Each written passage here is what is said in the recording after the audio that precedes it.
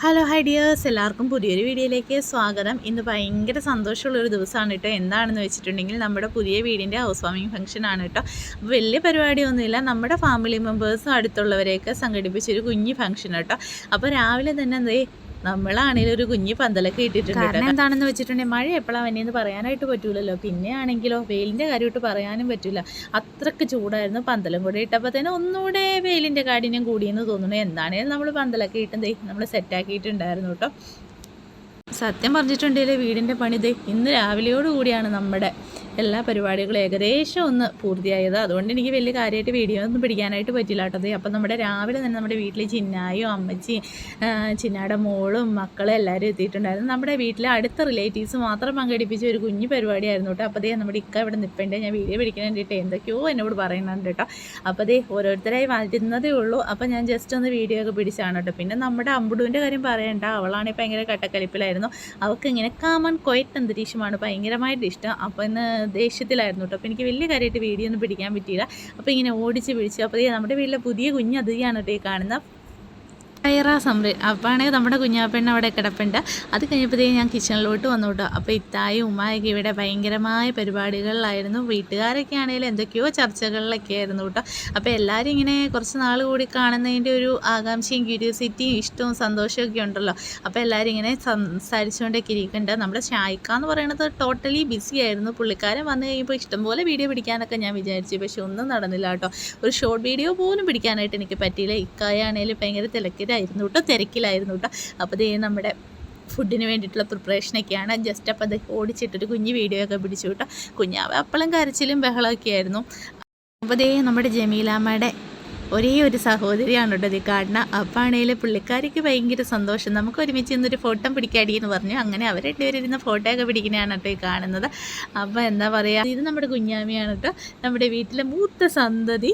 അപ്പോൾ ഞാൻ വീഡിയോ പിടിക്കുന്ന അവർക്ക് അത്ര വലിയ ഇഷ്ടപ്പെട്ടിട്ടില്ലാത്തതുകൊണ്ട് അവൾ എക്സ്പ്രഷൻ ഇട്ടിരിക്കണതാണ് കേട്ടോ. അപ്പോൾ നമ്മുടെ കുഞ്ഞാവേനെ ഇങ്ങനെ ചാടി എടുക്കുന്നുണ്ട്, എക്സ്പ്രഷൻ ക്യൂൻ അങ്ങനെയൊക്കെ പറയാം അല്ലേ.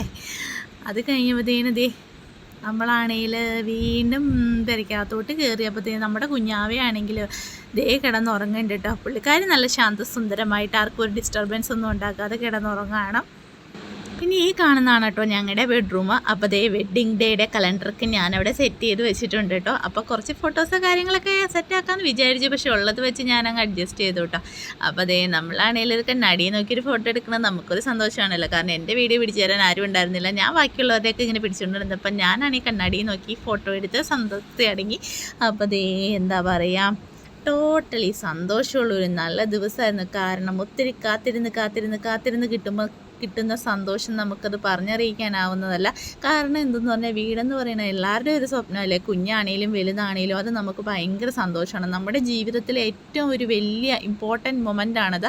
അപ്പോൾ ആണെങ്കിൽ ഈ നിമിഷം പറഞ്ഞറിയിക്കാൻ പറ്റാത്തൊരു സന്തോഷത്തിൻ്റെ നിമിഷമായിരുന്നു കേട്ടോ. അപ്പോൾ നമ്മുടെ വീട്ടിലെ എല്ലാവരും അവിടെ നിന്ന് ഇവിടെ നിന്നൊക്കെ ആയിട്ട് ഇങ്ങനെ വന്നിട്ടുണ്ട്. ഈ കാണുന്നതിൻ്റെ ഇത്തായാണ് കേട്ടോ. അപ്പോൾ ആണെങ്കിൽ ഇത്ത ഇങ്ങനെ വീഡിയോ പിടിക്കാൻ വേണ്ടി എനിക്ക് പോസ് ചെയ്ത് വരുന്നതാണ് കാണുന്നത്. നിങ്ങൾക്കാണെങ്കിൽ മനസ്സിലായോ എന്ന് എനിക്കറിയില്ല, പക്ഷേ പുള്ളിക്കാരി നമ്മുടെ വീഡിയോയ്ക്ക് വേണ്ടി കട്ട പോസൊക്കെ ചെയ്ത് തന്നിട്ടുണ്ടായിരുന്നു കേട്ടോ. അപ്പോൾ എനിക്ക് ഭയങ്കര സന്തോഷമായി. കാരണം വീഡിയോക്കൊക്കെ നിന്ന് തരാൻ നമ്മുടെ നാത്തൂമാർ കട്ടയ്ക്ക് മുന്നിൽ നിൽക്കുമ്പോൾ നമുക്ക് ഭയങ്കര സന്തോഷമില്ല. ഈ കാണുന്നതിൻ്റെ അല്ല, ഈ നാത്തൂനെ വന്ന് കയറുന്നുള്ളൂ കേട്ടോ.